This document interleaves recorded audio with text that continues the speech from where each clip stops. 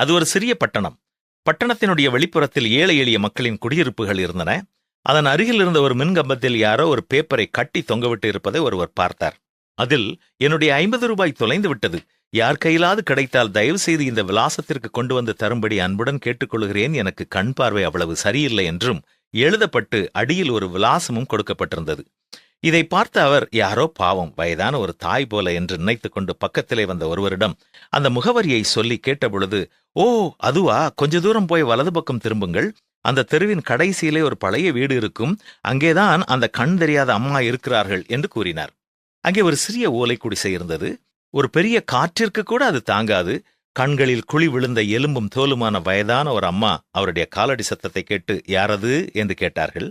அப்பொழுது அங்கே சென்றவர், அம்மா, நான் இந்த வழியாக வந்தேன், ஒரு 50 ரூபாய் கீழே கிடந்தது, அதை உங்களிடம் கொடுக்கலாம் என்று வந்தேன் என்று சொன்னார்.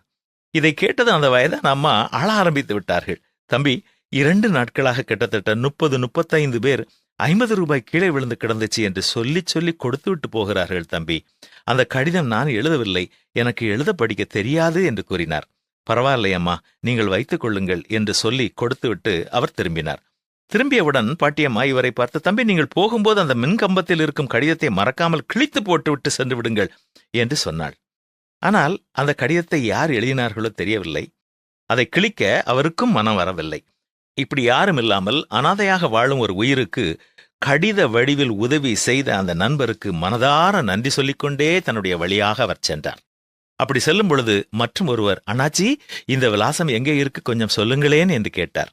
உலகம் எக்கேடு கெட்டு போய்க் கொண்டிருந்தாலும் அன்பு உள்ளம் உடையவர்கள் இன்னமும் உலகத்தில் இருக்கிறார்கள். உன்னைப் போல் பிறனையும் நேசி என்பதுதான் இயேசு கற்றுக் கொடுத்த அன்பின் பிரமாணம். தேவையோடு வாழ்பவர்கள் மேல் நம்முடைய அன்பு செயல்படும் அன்பாக இருக்கிறதா? சிந்தித்துப் பார்ப்போம், செயல்படுவோம்.